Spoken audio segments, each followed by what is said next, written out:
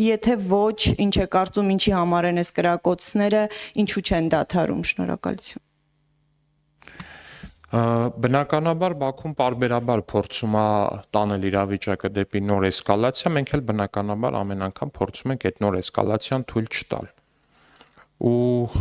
պիտի ասեմ, որ մենք հասկանում ենք, որ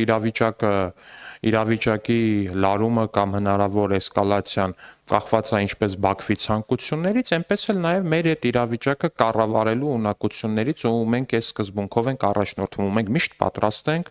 ու ամեն ինչ անում ենք այդ պատասխանատվությունը կրելու ու այնպես անելու, որպեսզի մեր հանրապետության վրա նոր պատերազմ հանկարծ չլինի։ Ու ձեր նշածը, թե Պաշտպանության նախարարությունը պարբերաբար հայտարարում է, որ օդ են կրակում, երբեմն հայտարարում է, որ թիրախային են կրակում, Պաշտպանության նախարարությունը հայտարարում է ճիշտը, երբ օդ են կրակում, հայտարարում է, որ օդ են կրակում, երբ կրակում են թիրախային, Պաշտպանության նախարարությունը փաստարկված տեղադրում է թիրախային կրակները, որովհետև Պաշտպանության նախարարությունը շատ լուրջ է վերաբերվում իր խոսքի արժանահավատությանը, ինչը ես շատ ողջունում եմ ու շատ կարևորում եմ, որ Պաշտպանության նախարարությունը իր ասած իր արած ցանկացած հայտարարության ապացույցը միշտ ունենում է, ինչը շատ կարևոր է, չափազանց կարևոր է, թե միջազգային տեսանկյունից, թե միջազգային կազմակերպությունների դիտանկյունից, որ հասկանան, որ երբ որ այս նախարարությունը մի բան հայտարարում է, ուրեմն դրա ապացույցը կա ու նրա խոսքը առավել քան արժանահավատ է։ Իսկ ինչ վերաբերվում է առհասարակ սահմանային կրակոցներին եւ մնացածին, օրինակ, չգիտեմ, էլի միջև 20 թվականի պատերազմը որպես այդպեսին, եթե հիշեք, թե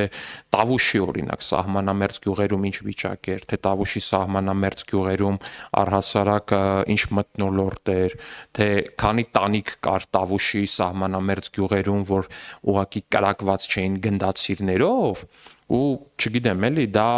համեմատելու չի, ուղղակի ներկայիս էլի իհարկե անթույլատրելի սահմանային էսկալացիաների, այդ էսկալացիայի փորձերի եւ մնացածի հետ, բայց ինձ համար ուղղակի չգիտեմ, էլի ես քիչ առաջ լսում էի պարոն Մամիջանյանի նաեւ ճեպազրույցը այս ֆոնին, որ տենց խոսում էր լուրջ դեմքի արտահայտությամբ այդ սահմանային հիմիկվա կրակոցների մասին, ուղղակի անկեղծ ուզում եմ ասեի, մի հատ ուղղակի գնացեք Տավուշի սահմանամերձ գյուղերի մարդկանց մի հատ հարցրեք, էլի իրանք ինչերի միջով են անցել ու ոնց են ապրել առհասարակ։ Տանիքների վրա գնդացիրի կրակած տեղեր, էլ չգիտեմ ինչ անթուփ միջև ականանետերով մարդկանց տներին կրակած միջոցներ։ Մենք գնում ենք խաղաղության ու մենք ամեն ինչ անելու ենք այս հնարավոր էսկալացիայի ձգտումները ադրբեջանական կողմից սաստելու ու այդ ռիսկերը կառավարելու։ Իսկ այն ապապետական ուժերը, որոնք անկալում ունեն, թե պետքա հերթական անգամ էլ ստեղից ասում էր, չէ,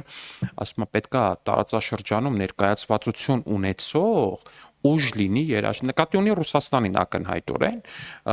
իդեպ հիշում եք, որ 23 թվականին Լեռնային Ղարաբաղում իշխանազավթում իրականացրեց Սերժ Սարգսյանի կողմից ու Ռոբերտ Քոչարյանի կողմից հովանավորվող խմբակը, նույն Հայկ Մամիջանյանի խոսույթը հիշում եք այդ օրերին, այդ իշխանազավթման օրը, որ ասում էր ակնհայտ է, որ Արցախը ունի դաշնակից իդեմս Ռուսաստանի, ուղիղ տեքստով ասում էր Արցախը ունի դաշնակից իդեմս Ռուսաստանի ու Արցախի մեր քույրերն ու եղբայրները թող սպասեն, ժամերի ընթացքում լավ նորություն է լինելու։ Ժամերի ընթացքում չէ, օրերի ընթացքում եղավ, բայց եղածը լավ նորություն չէր բնավ։ Այդ այն մասին, թե ինչ է նշանակում Հայկ Մամիջանյան, Հանրապետական կուսակցություն եւ արժանահավատություն բառերը նույն կոնտեքստում ու նույն խոսքում։ Պարոն Ալեքսանյան, մի կարճ ճշտող բան, էսկալացիայի ձգտումը, ասցիք Ադրբեջանը ձգտում է էսկալացիայի, ինչ նպատակով, այսինքն ինչի է ուզում հասնել այս փուլում։ Չեմ կարող ասել, այդ հարցը ճիշտ կլինի իրենց տակ, բայց պարբերաբար է, որ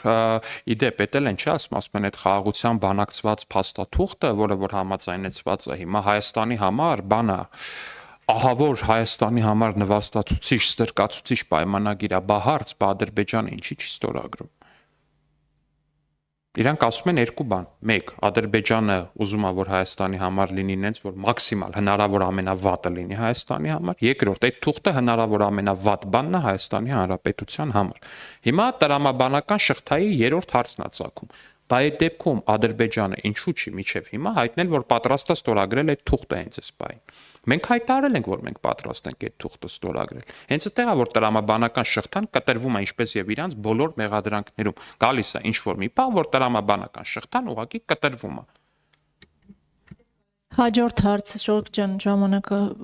Civic-ը խնդրեմ ձեր հարցը։ Նախորդ երկու բանախոսները ձեզ մեղադրեցին ամենատարբեր բաների մեջ, սկսենք Հայկ Մամիջանյանից, պարոն Ալեքսանյան, ես ներողություն եմ խնդրում, ինքը ձեզ ասաց, որ դուք սուտ եք խոսել 3 ազգային ժողովի ամբիոնից, Բայդենի եւ Սարգսյանի հետ կապված այդ հայտարարության մասին, եւ նաեւ Քրիստինե Վարդանյանը որևէ կերպ չընդունեց, որ երեկվա լարվածության պատճառը Իշխան Սաղաթելյանի պահվածքն էր։ Խնդրեմ մեկնաբանեք։ Շատ լավ, շատ շնորհակալ